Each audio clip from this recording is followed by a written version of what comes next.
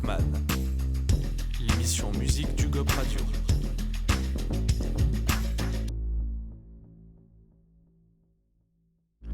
Bonjour à tous, bienvenue sur UGOP Radio, la radio du 12. Aujourd'hui, dans notre émission Walkman, on a le plaisir de réinviter Moram. Bonjour Moram, comment ça va ? Ça va super, merci de m'avoir invité. Alors, t'es venu sur le plateau du GOP en août 2025 environ. Il y a peut-être des gens qui n'ont pas vu cette émission. Est-ce que tu pourrais commencer par te représenter ? Je m'appelle Moram et je fais de la musique tout simplement. Je fais un mélange de styles entre la chanson en français et le rap. Et voilà, là je travaille sur un futur projet, un projet d'EP, d'album, je sais pas encore, qui s'appelle L'Homme Tournesol. Et petit à petit, je suis en train de sortir des singles. Voilà. Ok. Tout à l'heure, tu vas nous présenter du coup ton prochain projet, ton prochain EP L'In6 qui sort le 3 avril, c'est ça ? Ouais, c'est ça. Enfin, c'est le single ouais. qui fait partie du projet. Ouais. Ok. Est-ce que tu pourrais nous en parler un petit peu avant Ouais, bien sûr. L'In6, d'abord, c'est par rapport... c'est une référence à la ligne de métro à Paris. D'ailleurs, je suis venu en prenant la ligne 6, là. Okay. c'est une ligne que je connais bien. Et comme c'est une ligne qui est assez spéciale, qui est à la fois sous la terre comme tous les autres métros, mais en même temps c'est une ligne aérienne, donc qui remonte. Je trouvais qu'elle elle parlait bien de l'état, quand on dit qu'on a des hauts et des bas dans la vie, tout ça. Et ça allait bien avec l'histoire de L'Homme Tournesol, où justement, là c'est le moment où, avant il est dans le bas. L'Homme Tournesol, c'est le personnage de mon projet, de mon futur EP. C'est le moment où il commence à remonter un peu la pente, et que le métro commence à sortir de la terre. Et donc je trouvais la métaphore pas mal. Et voilà. Bon, après, il faut avoir les références de la ligne 6 et parce que je parle des arrêts, tout ça. Mais voilà, ça parle à peu près de ça. Ok. Par rapport à ton projet Homme Tournesol, est-ce que tu peux nous en parler un peu plus ou est-ce que tu veux garder ça encore un peu Non, de toute façon, j'en ai assez parlé pour... Là, je peux encore en parler. C'est un projet déjà qui comporte 8 sons. Ok. Mais d'ailleurs, je l'ai fait en entier au point éphémère avec Reartup en avril dernier. Donc il est à peu près fini, mais là je commence à le sortir petit à petit par single, par touche. Mais donc c'est 8 sons, mais avec une narration, c'est-à-dire que chaque chanson, il y a un fil narratif qui va les lier. Et donc on suit justement ce personnage de L'Homme Tournesol et on le suit dans sa vie avec ses hauts et surtout ses bas. Et voilà, là pour l'instant j'ai sorti un seul single, tout simplement, qui est l'introduction. Et là le deuxième va sortir, comme tu l'as dit, le 3 avril. Et voilà. Ok. Pour ces 800 et pour tout ton projet, comment est-ce que l'inspiration te vient ? C'est quoi globalement ton processus créatif ? Alors ce qui est marrant avec ce projet justement, L'Homme Tournesol, c'est que ça arrivait un peu par hasard. En fait, à l'origine, moi, je fais des chansons, j'écris des sons depuis plusieurs années. Et à un moment, j'étais avec des amis, je voulais leur montrer quelques chansons à moi, ils savaient pas que je faisais de la musique. Et du coup, j'ai commencé à faire un certain ordre des chansons que j'avais déjà, à me rendre compte que ça formait une histoire. Et à leur chanter comme ça. Et sinon, les chansons en soi, à l'origine, j'avais pas l'idée de faire une histoire. Et donc j'ai pas réfléchi à un thème pour faire telle ou telle chanson. Franchement, souvent en fait je mets une instru. Ça c'est mon réflexe comme je fais du rap à l'origine, où je rappais sur des instrus sur YouTube, je lançais une instru et franchement ça vient tout seul. Souvent j'ai plutôt des idées de mélodies et avec des textes, et petit à petit en fait ça défile vraiment tout seul en fait. C'est assez voilà, ça se fait vraiment tout seul sans que j'ai à trop réfléchir. Et c'est après que je retravaille le son en fait, enfin le texte. Ok. Et en général, tu travailles tout seul ou tu travailles avec des gens qui t'aident ? De base, tout seul, surtout, juste avec une instru. Après, j'ai commencé à prendre ma guitare comme je pouvais pas utiliser ces instrus qui sont pas libres de droit, j'ai commencé à prendre ma guitare, à travailler aussi tout seul sur les mêmes textes.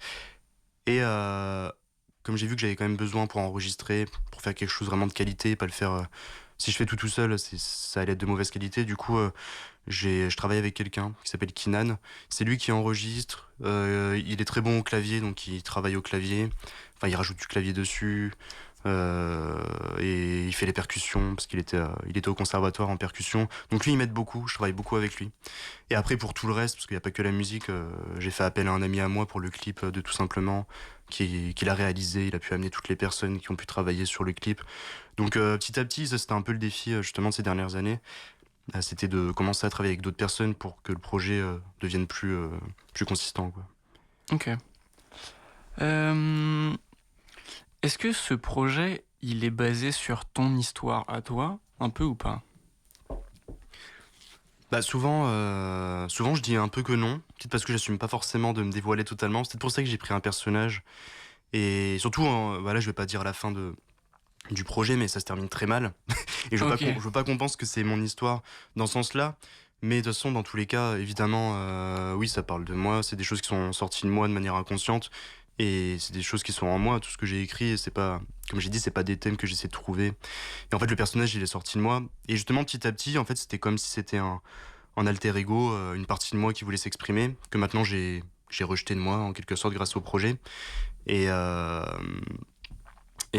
donc, oui, je dirais que c'est moi. C'est pas totalement mon histoire, forcément, c'est réécrit. Mais c'est une partie de moi qui s'exprime, on va dire. Ok. Et de cette histoire, qu'est-ce que tu peux raconter? Bah, c'est tout simplement, justement, la première chanson qui s'appelle Tout simplement, elle est sortie, donc elle introduit un personnage qui est à Paris, qui est tout seul dans son petit appart, qui se sent pas bien, tout ça. Et petit à petit, il commence à en avoir marre d'être dans sa chambre, de se regarder dans le miroir, enfin de se poser que des questions en boucle, en boucle. Et donc il décide de sortir. Il marche dans la rue, c'est là où il voit la ligne 6, donc il va dans le métro.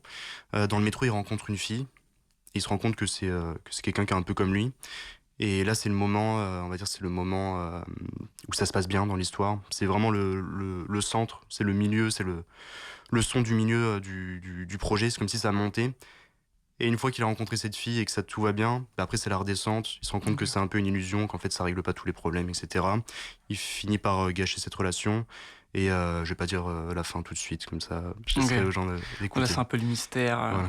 Mais c'est une histoire assez banale en fait, mais qu'on a tous un peu vécu, je pense. Ok. Et voilà. Donc, l'autre single dont tu nous parles, tout simplement, c'est pour ça que tu étais venu en août à Ouais. Gop Radio. Mm. Est-ce que tu peux nous raconter un peu comment tu as évolué depuis cette dernière émission? Ouais.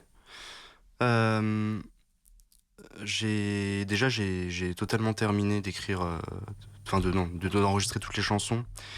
Et en fait, ça fait un petit moment que je suis, en tout cas dans ma tête, je suis déjà passé à autre chose. C'est comme si je m'étais débarrassé de de ce projet-là, parce que j'ai tout écrit, tout était enregistré. Et maintenant, en fait, je prépare celui d'après un petit peu, où je suis totalement dans un autre état d'esprit. Mais donc, je sens qu'il y a une grosse évolution, en tout cas dans ce que j'aimerais faire après. Mais il faut que je continue parce que le projet n'est même pas encore sorti, donc il faut pas que je laisse tomber, il faut que je travaille dessus. Mais il y a une évolution, voilà, dans l'état d'esprit. Mais quand même aussi, par rapport à il y a un an, là, je ressens aussi que au niveau, par exemple, de la technique, quand avant je faisais des concerts, etc. Là, j'ai tellement fait de concerts depuis un an, j'ai tellement fait de live, j'ai tellement performé entre guillemets, que aussi je me sens beaucoup plus à l'aise qu'il y a un an ou que la dernière fois où je suis venu là. Donc je sens une évolution comme ça et c'est plutôt cool. Ouais, c'est cool. Mm. Est-ce que comment tu te sens toi dans cette évolution Est-ce que est-ce que tu te vois évoluer encore plus d'ici quelques années ou... Bah franchement c'est l'objectif. Là, l'année dernière c'était un peu le moment de démarrage, le moment un peu le plus compliqué franchement de démarrer tout seul à mon âge, de faire de la musique, etc. Donc ça s'est impulsé. Maintenant, en fait, il faut juste que je continue. Là, en ce moment, j'essaie de développer surtout au niveau des réseaux sociaux, tout ça. En fait, il y a toujours un truc à améliorer, surtout quand t'es tout seul. Donc là, j'essaie de travailler encore sur un autre pan qui va servir justement à... Comme les musiques sont enregistrées maintenant, en fait, faut que je fasse la promotion et c'est surtout sur les réseaux sociaux. Et moi, j'ai jamais été vraiment à l'aise avec les réseaux sociaux. J'ai jamais trouvé ça vraiment utile et là, du coup, je suis en train de vraiment faire le travail là-dessus. Donc il y a quand même beaucoup de choses encore où il faut travailler. Mais voilà, en tout cas, ça se passe bien et j'aimerais bien plus tard, oui, évoluer Ok. jusqu'à...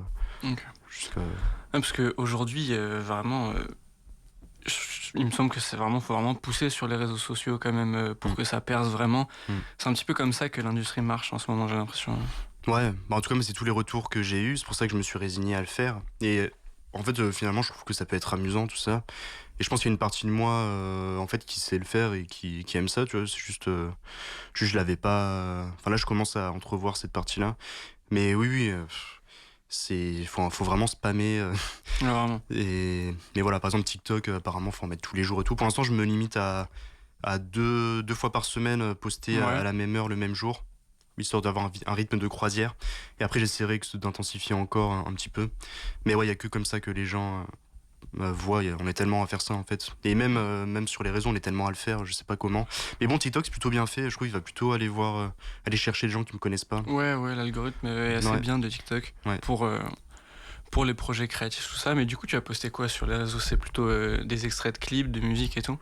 Bah là, comme j'avais mon clip tout simplement, bah là j'ai vu que, enfin j'ai sorti surtout des extraits de clips que j'ai essayé de tourner avec des idées. Par exemple, comme à un moment j'ai une batte dans le clip et Ouais. voilà, je dois frapper devant la caméra pour faire comme si je frappais dans la piñata et j'ai failli la casser. Mais du coup j'ai failli casser la caméra parce que c'était vraiment proche. Donc j'ai essayé d'utiliser des petits trucs comme ça pour attirer l'attention. Hmm. Mais euh, mais là, petit à petit, je réfléchis même à faire peut-être des vlogs, mais à ma manière. Mais je sais pas, je réfléchis à faire d'autres choses, à faire des covers, tout ça, parce que Hmm. j'en ai toujours pas fait. Mais il y a plein de choses à faire. Encore. Ouais, bah, de toute façon, franchement, c'est ce genre de plateforme, c'est hyper créatif. Mm. Ce qui est sûr, c'est quand même qu'il faut que tu gardes ta patte. Faut quand même que ça te corresponde. Ouais, c'est ça. Parce que ce que j'aime bien dans mon projet, c'est qu'il y a un peu de mystère, il y a un personnage, Hmm. tout ça. Et des fois, j'ai peur, si je fais trop sur les réseaux sociaux, si je deviens trop. Ouais, si je me livre trop, en fait, qu'on perd le mystère. Mais Ouais. je sais pas si je suis dans le faux ou quoi. Ou alors, faut juste que je trouve un équilibre. Bah, je suis sûr que tu peux trouver un équilibre. Ouais. Franchement, il y a plein de trucs hyper mystérieux sur les réseaux qui marchent très bien. Ouais, il faut juste que tu trouves comment tu le tournes pour que ça colle avec ce que t'aimes faire, ce que tu veux que les gens voient. Ouais. J'adore les réseaux sociaux. Euh, Est-ce qu'il y a des gens qui t'ont inspiré dans ce projet? Euh, Dans ce projet en particulier, Ouais, je pense surtout le fait d'avoir fait une histoire, etc. Même si je l'ai fait de manière inconsciente, etc. J'ai quand même été pas mal influencé sans le savoir par exemple Laylo, Trinity. ouais, ok. Bah, pendant le confinement, je me rappelle que je l'avais écouté en boucle et ça m'avait marqué le fait qu'il fasse une histoire et que ça fonctionne. Du coup, ça m'a beaucoup inspiré. Pareil, il y avait Gainsbourg, bon, là, c'est plus ancien, mais il y avait L'homme à tête de chou. En plus, ça fait penser à L'homme tourne seul, L'homme à tête de chou, Hmm. où c'est pareil, c'est toute une histoire avec des chansons. Donc il y a, ouais, je pense, Laylo, Gainsbourg, Kid Cudi, avec Madame the Moon. Donc en fait, tout ça, je me suis rendu compte, ça ressemble beaucoup au projet que j'avais commencé à faire, avec un personnage, une histoire, et le fait de L'homme à tête de chou, L'homme de la lune, Madame the Moon. Donc eux, ils m'ont influencé, ouais, je pense, dans, dans la création de ce projet. Ok. Et plus en général, est-ce que t'as des gens de ta famille qui t'ont poussé à aller vers ce projet, qui t'ont inspiré Bah, le projet en particulier, euh, pas vraiment des personnes de ma famille. Après, comme j'ai dit tout à l'heure, par contre, des amis à moi. Ouais, C'est eux, en vrai, c'est le fait de le faire à chaque fois à des amis. J'ai dit que, en fait, ce projet, je l'ai créé pour le montrer à des potes. Et petit à petit, après, je suis allé chez un autre pote. J'ai fait, ouais, j'ai fait ça à mes potes, est-ce que je peux te le faire? Du coup, je lui ai fait. Après, je suis allé voir d'autres gens et je leur ai fait. Puis en fait, ça a été itinérant comme ça, où à chaque fois, j'ai fait le projet à mes potes. Et ça m'a poussé, ouais. Parce qu'en fait, j'étais assez fier ce que ça rendait.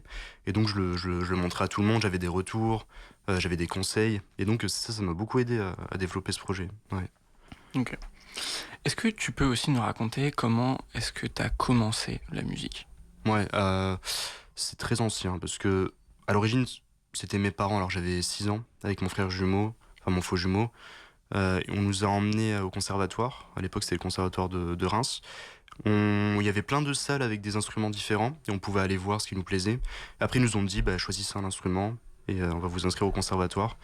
Moi, du coup, j'ai choisi le violon. Et donc, j'ai commencé en fait en faisant le conservatoire en violon et en chant. C'est pour ça que ça m'a aidé quand même en chant parce que c'était pas du chant soliste mais en chœur. On avait toujours le chœur qui accompagnait l'instrument. Donc j'ai fait beaucoup de violon, du chant, donc du solfège. Et j'ai fait ça pendant 8 ans quand même. Mais le truc, c'est que moi, ça me plaisait pas du tout. En fait, j'avais commencé, voilà, mais. Et nos parents, ils voulaient qu'on aille au bout.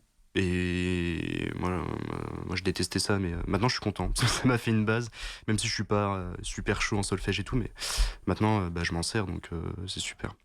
Mais voilà. Et après ça, tout simplement, au lycée, j'ai fait du rap avec mes potes quand c'était la mode. Là, donc là, j'ai trouvé plutôt le goût de l'écriture. Et après, quand je suis arrivé à Paris, c'était plus. J'ai rencontré des poètes et tout, donc j'ai continué l'écriture. Et j'ai commencé, comme j'avais appris la guitare aussi au lycée, à aller faire plutôt. À troquer un peu les instrus YouTube du rap avec ma guitare. J'ai commencé. Ça a commencé à plus faire des chansons. Ok. Si là, on te proposait un feat avec n'importe qui, tu irais avec qui? Tu voudrais faire ton feat de rêve, ça serait avec qui en fait? Ouais, en plus, on m'avait posé ça la dernière fois et je savais pas quoi répondre. Et j'ai même pas. J'aurais dû la noter et me dire que j'allais réfléchir parce que j'aime plus ce que j'avais répondu la dernière fois, mais je savais pas quoi répondre. Mais. Mais. Je sais pas. Parce qu'en fait, là, mes chansons, surtout L'Homme Tournesol, elles sont tellement pas. En fait, c'est tellement personnel et tout que j'ai pas du tout réfléchi à faire un feat ou quoi. Et par contre, si pour le projet d'après. Attends, je réfléchis. Je sais pas. Bon, on va dire Laylo pour l'histoire, hein, parce qu'il m'a inspiré pour le premier projet, mais en vrai, je suis pas sûr si c'est lui. Je sais pas. Ok. Bah écoute, je suis un peu à court de questions. Ouais, pas de soucis. Puis en plus, c'était hyper intéressant ce que tu nous as raconté. Donc on va passer, je pense, à ton titre. Okay. C'est une exclue ou pas? Est-ce que c'est la première fois que les gens vont l'entendre? Non. Non. C'est pas grave. Quoique si je l'ai montré à des gens, mais des gens proches de moi, quoi. On va dire. Ok. On va dire. C'est la première fois que sur les réseaux, les gens y auront accès. Ouais, voilà. Ouais. Ok. Donc c'est une exclue. Génial. Écoutez, juste avant ça, je vais remercier la régie et nos auditeurs. Merci beaucoup d'avoir pris le temps de regarder cette émission. Et nous, on se retrouve pour une prochaine émission sur UGOP Radio. Merci.